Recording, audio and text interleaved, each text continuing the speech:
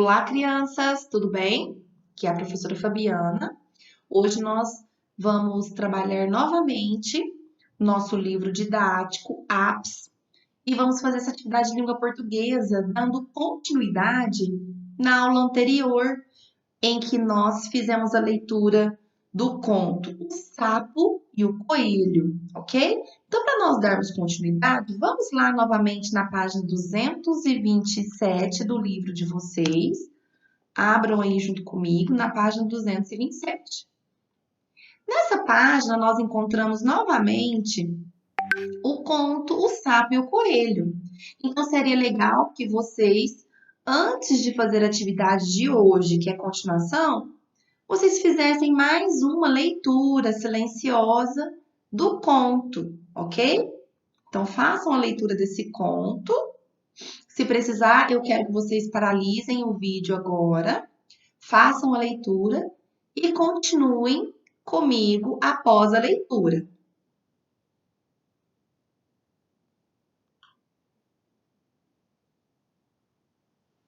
Bom, após a leitura, vocês vão para a próxima página, que é a página 228. Na página 228, rapidamente, nós vamos fazer a exploração desse conto. Nós vamos juntos pensarmos um pouquinho em algumas informações importantes sobre esse conto, ok? Bom, então a questão número 1, junto comigo, acompanhem o livro de vocês e já peguem um lápis, borracha para ir respondendo. Primeira pergunta, quem são os personagens principais? Vocês lembram? Quem são? Muito bem, para quem já pensou e falou aí, o sapo e o coelho. Podem escrever aqui então, ok? Número 2. Quando os fatos acontecem, há um tempo definido? Então, quando a gente fala a palavra quando, nós se referimos ao tempo. Tem um tempo definido? Gente, falou, por exemplo, no século anterior, semana passada, no mês anterior, semana... Não, né, turminha? A gente percebeu que nesse conto não há tempo definido. Então, podem responder aqui que não há um tempo definido, ok? Questão 3. Onde acontecem os fatos? Onde? Que lugar? Lembra, turminha? Os lugares, tem mais de um lugar em que se passa, que fala, né? Então, tem marcas, tem momentos que falam. Então, nós podemos colocar na estrada, no mato, beira do rio. São alguns lugares onde se passa a história. Então, vocês podem colocar aqui essas respostas. Certinho? Questão 4. Narrador. Quem narra os fatos? Os próprios personagens ou um narrador? Quando vocês percebem que no texto ele está sendo narrado, muitas vezes os próprios personagens narram.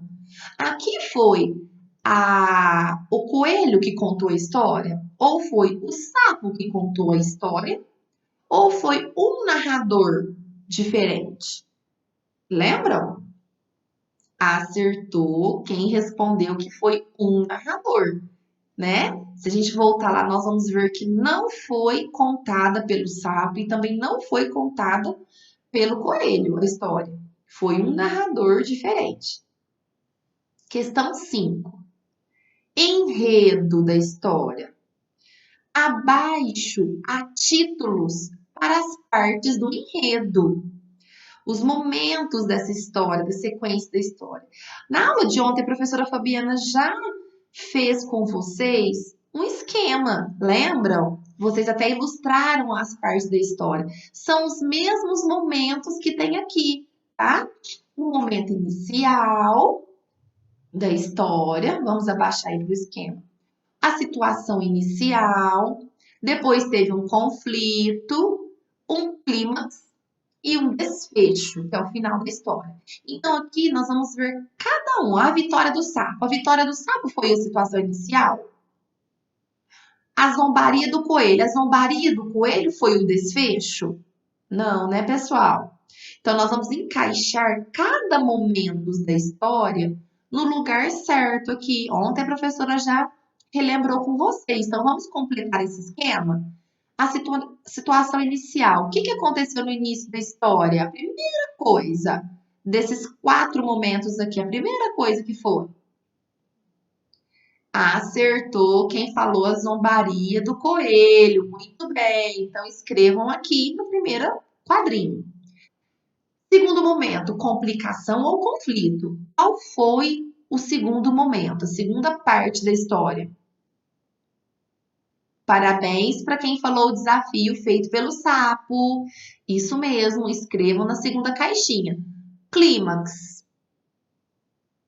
A estratégia para enganar o coelho, isso mesmo. E o desfecho final da história foi a vitória do sapo. Muito bem, pessoal. Agora, o próximo momento, nós vamos fazer um planejamento, né, da nossa escrita. Então, número 1, atente para os elementos do enredo. O que é o enredo? Esses momentos da história, as partes do conto. Então, a situação inicial, que nós falamos aqui anteriormente, a complicação, o clímax e o desfecho. Esses 4 momentos, tá?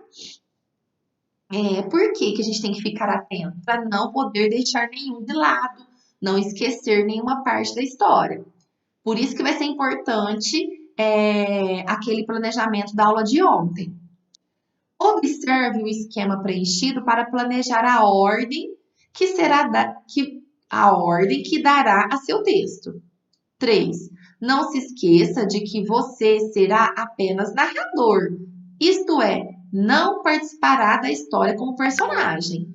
Isso mesmo, vocês vão contar a história com as palavras de vocês, mas vão contar a mesma história, ok? É lógico que quando nós vamos recontar uma história, nós não vamos fazer idêntica à original, porque não é cópia, mas a reescrita eu conto com as minhas palavras a mesma história.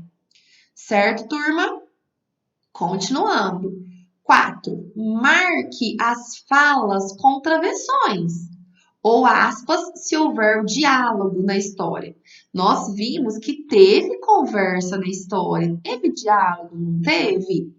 Um momento em que o coelho zombou do sapo, o sapo depois fala e chama para o desafio. E se na história de vocês tiver essas falas, a voz daquele personagem falando, lembrem-se que na nova linha tem que ter essa fala organizada e antes tem que vir o travessão para mostrar que é a fala. Ou aspas, ok? Continuando. O último momento dessa atividade de hoje é após a reescrita. Então, vocês terminando aqui de fazer essa exploração do conto, respondendo essas questões, vocês vão fazer no caderno a reescrita, como a professora vai mostrar agora. Bom, no caderno de vocês vão fazer dessa forma. Coloquem aqui o nome da atividade, reescrita de conto popular, e o título do conto.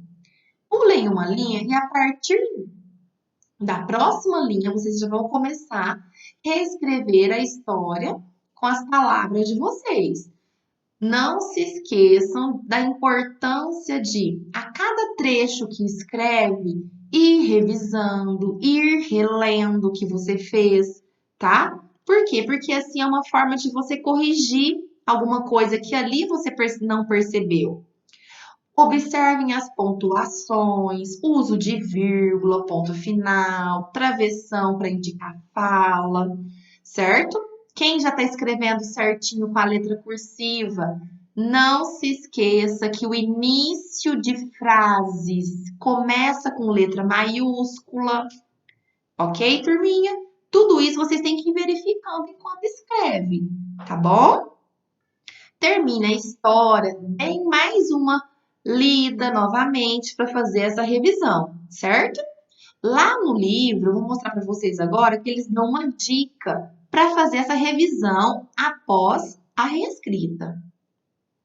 Bom, as dicas estão aqui, ó, nesse trecho, que é bem lá bem em cima da página 229, ok? Revisão. Releia seu texto atentando para a escrita das palavras, a pontuação, a organização dos parágrafos e dos diálogos, se houver. Então, vocês têm que ler novamente, podem até pedir sugestão, se ficar com dúvida de alguma palavra, pesquisem. O importante é vocês se preocuparem, porque outras pessoas vão ler esse texto. A primeira pessoa que vai ler esse texto é a professora, ok? Depois, nós podemos combinar de compartilhar esses textos, essas reescritas, no grupo da classe, para um ler o texto do outro, certo? Número 2. Verifique também se dados importantes para a compreensão do leitor, né, como personagem, o tempo, espaço, partes do enredo, não foram deixados de lado. A gente não pode esquecer de detalhes importantes, porque senão o leitor não vai entender, não é verdade? Imagine que seu leitor não conhece o texto, nunca ouviu e precisa que tudo fique claro. Então, você tem que contar quanto mais detalhe, quanto mais descrição, melhor fica, né? E por fim, se você perceber, né, que precisa, reescreva o que for necessário, passe a limpo o texto novamente para que ele fique da melhor forma possível. Ok, turminha? Terminando a reescrita, envie para a professora a foto da reescrita, bem nítida, e a foto das atividades aqui do livro. Combinado? Um beijo, até nossa próxima aula.